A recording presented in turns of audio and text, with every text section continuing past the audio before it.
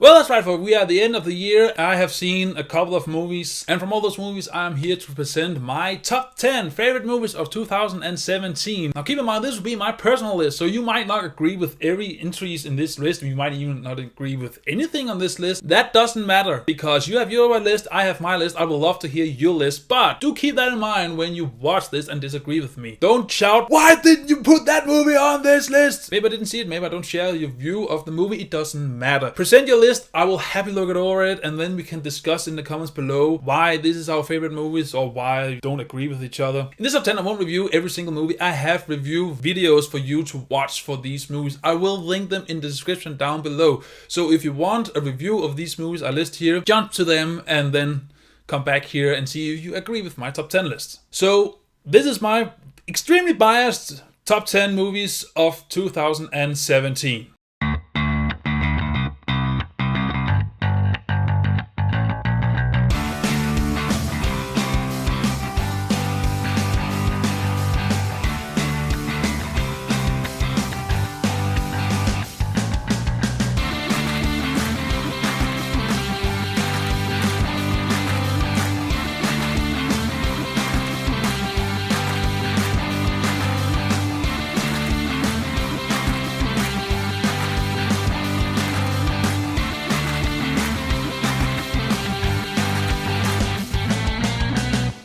There's not much more to say about this, so let's just start with number 10. At number 10, I have Power Rangers. Power Rangers is a blast from the past for me. If you haven't noticed, I have the complete collection of the first 2 seasons of the Megazords. I love this series. I haven't visited it since my childhood because I'm pretty sure it is extremely cheesy, badly written, and poorly executed, but that doesn't matter. In my mind, it is an excellent series. So I was, of course, excited for this new movie, even though I was restrained because I have a feeling that they were just going to do some teenage coming of age movie bullshit with just a bit Power Rangers thrown into there. However, what I saw was in fact a movie full of fan service for the fans, and it's also a great entry for new fans. What I liked about the movie was the fact that it kept it simple. It was just an origin story. It had its flaws for sure. However, it did focus a lot of the team dynamic and also rationalized how come that when they get into the power suit, they suddenly becomes, Power Rangers. It is a fun ride. It has some good action. It is simple. It does have some flaws. However, for me personally, it is number 10 on my list. Number 9. On number 9, we have Bright. Bright came out of nowhere for me. I had seen a couple of trailers leading up to it in the fall. However, I didn't know what to expect of it because the trailer didn't show that much. The only thing that showed was we have orcs and elves in the human society. I'm intrigued, but what we ended up with is actually a new take on the buddy cop movie, and a take we haven't really seen that much of yet. Yes, we have seen where 2 cops can't really work with each other, but here it's just one-sided, and it's also a social commentary, even for our world. That makes it with a great lore that isn't expanded on, but just hinted enough to make you interested in what this world has to show for us, and some great action, a simple story but well executed, and the fact that there exists a wand that can do absolutely anything. That is a terrifying thought when you look upon the human race. We are not that great dealing with extreme powers, and now everyone wants it, and we just hope that these 2 cops is not corrupt enough to take the wand from themselves. Number 8. I love spy movies. Do you love spy movies? Well, most of us do love spy movies, and I especially love spy movies who doesn't take themselves too serious. That's right, number 8, it is Kingsman, The Golden Circle. I didn't know what to expect from this movie because the first one was so unique and a breath of fresh air that we didn't think that a second one would be necessary because it probably would just be a second movie for the sake of making a second movie. It kind of was, but it expanded upon the world, and I love when movies does that. We find out that there is an American branch of the Kingsman, and even they can have their own movie in the future. You do have a forgettable villain and even some returning characters who didn't need to return, but they do present an interesting story, and also what comes with when you need to give the mantle over which you are not ready to do. It had great action, it has some funny scenes, it had the heart at the right place, kinda, and it was just a blast to watch. Number 7. Do you know what works? A teenager in a superhero costume.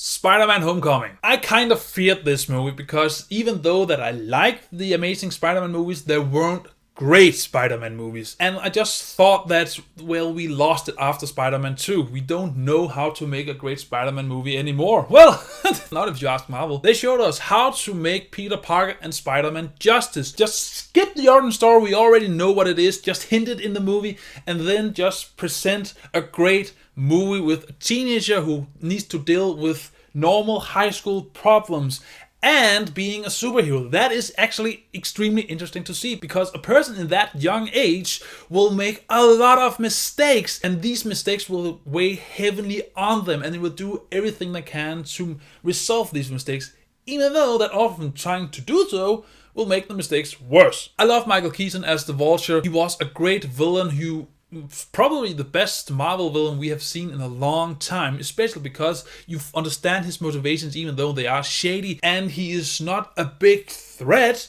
He's just intelligent and a threat to Peter Parker, and only Peter Parker. Any other Avengers could take him down easily, but not this inexperienced superhero. And this movie actually showed us that Peter Parker is not just a superhero, he's also a kid, and sometimes even a kid needs a hero.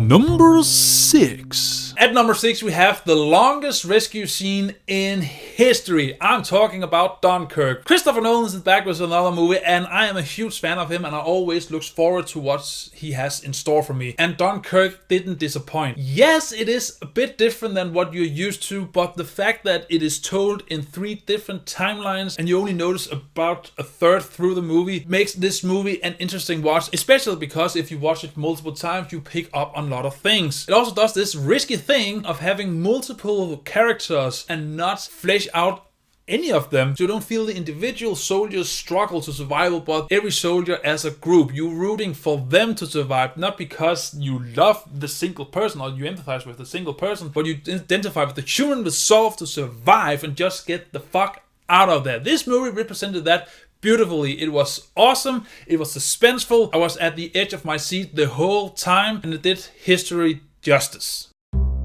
Number 5. Alright, we're jumping into the top 5 of my lists. Number 5 is Guardians of the Galaxy Volume 2. I didn't think that Marvel could strike gold twice with this crazy group of people. However, they did. Even though that Guardians of the Galaxy Volume 2 isn't as good or fun as the first one, it did have a lot more heart to it. It took some chances of being a more serious movie, even though there is a lot of humor sprinkled in there. I love that because it makes it different from all the other Marvel movies.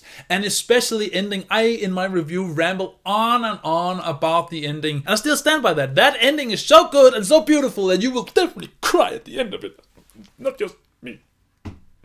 Now, before I go to the next part, I do need you to know the fact that I have one honorable mention, and if I put it in the list, it will be in the 5th spot, and then the rest of the movie is just shift down 1. Guardians of the Galaxy, for example, will be number 6. That movie is Blade Runner 2049. I have seen the movie, I have reviewed the movie, however, I saw it, I believe, 1.5 months after the release. So when I reviewed it, I didn't thought it would fit in this channel since I review movies as they come out. So I reviewed it in my Danish channel. So if you want to see the review there, then go to that channel and just hope that there is, subtitles. But I just want you to know, I love the movie, I liked it. But since this list only contains movies I have reviewed on this channel, it won't be on the list. Sorry.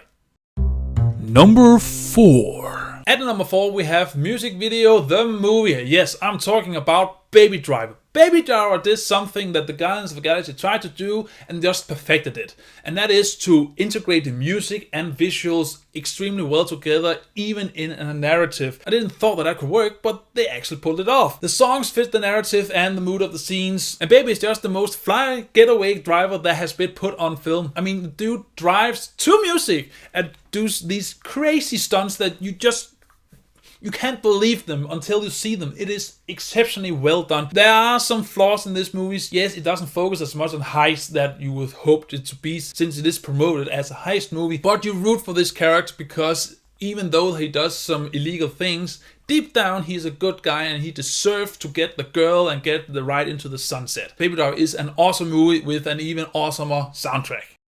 Number 3. Alright folks, we are now right at the top 3 list, and on 3rd place we have Life. Life came out of nowhere. I know it's going to hit cinema, but I didn't thought it would be that great of a horror movie. Usually horror movies rely only on jump scares, and jump scares isn't, scary. It's just a reflex from yourself when you jump. However, this movie made every scene suspenseful and horrifying, and even the monster is some of the most horrifying movie monsters that has ever put on film. The way it moves, the aggressiveness of it, and just the fact that the whole movie takes place on the space station makes it extremely satisfying to watch, especially for a scary movie. You will be spooked, and yes, the movie is kind of predictable in some places. It doesn't change the fact that this is not only the best horror movie of this year, but probably the best horror movie in a long time.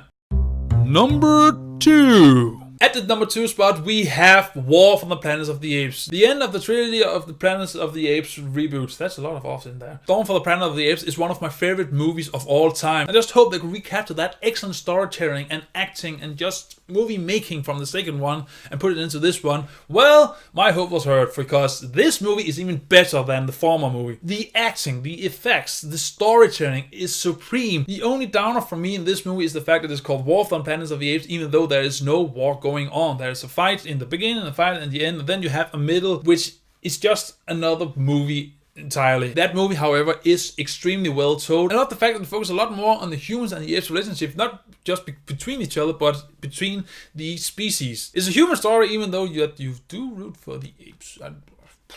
But it's filled to the brim with a lot of emotions, and just the fact that this movie shows you how you will get from War from Planet of the Apes and then to the original Planet of the Apes. Just go to show that this movie really hammered in that this is the final entry in this trilogy. There might come more movies, but they will fill out the gap between this one and Planet of the Apes to explain how the ape community arrives to be so intelligent and having their own society and religion. This movie is one of my favorite movies of all time. I love it to death, and the fact that it uses so much inspiration from The Last of Us and not just plagiarize it but use it effectively in this movie is just the icing on the cake.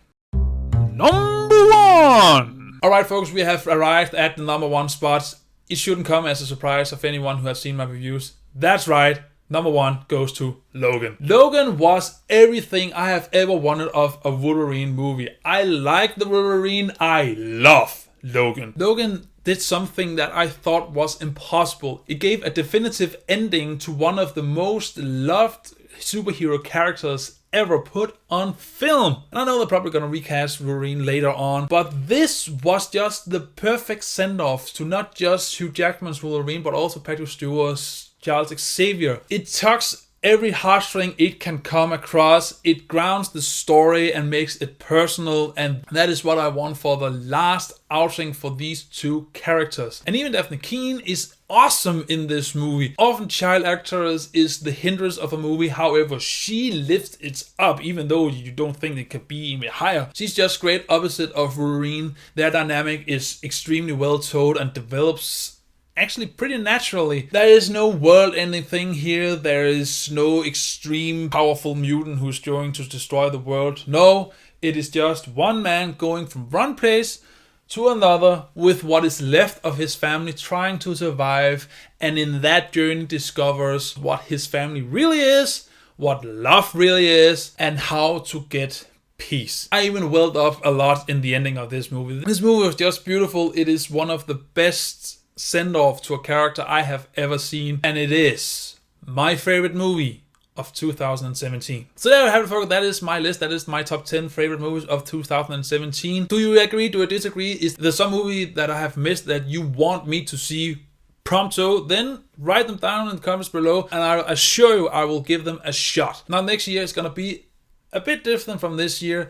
I'm gonna try my best to make sure there is a review every single week of the year, and I'm gonna mix it with new movies, series, and old movies like I did this year with Shawshank Redemption and Blade Runner. But Blade Runner is on my Danish channel, but you get the picture. And also, if there is a lot of shitty movies coming out, then let me know, and if I see enough of them, then I will make a top 10 worst movie of 2018. Well, if I should make one this year, I only have one spot on my top 10 worst. That would be top 1 worst movie of the worst movie of 2017 that I've watched is number 1 Transformers: The Last Night. My fucking god, this movie sucked. Holy Holy fucking shit. Jesus! It fucks up every continuity that came prior to it. It is lazy. It has some of the most boring action Michael Bay has ever shown. Normally when Michael Bay he does action, it's just confusing. But here it is snore boring. I have never checked my clock so many times during a movie, and especially when you think about that this movie is 2 hours and 40 fucking minutes long, and it's just a snooze fest all the way through. Don't watch this movie. Just let this franchise die. Give it to someone else who knows what to do with it, and let's reboot it and do it justice. Please? Okay, so there you have it. That is my top 10 favorite movies of 2017 and my top 1 worst movie of 2017. What is your list? What is your favorites and what is your worst movies of this year? Whatever it is, comment below them and read your thoughts. And as always, until I see you in next video next year, remember to stay awesome. Bye! Alright, back to the drawing board. New year to come. What's the movie to review?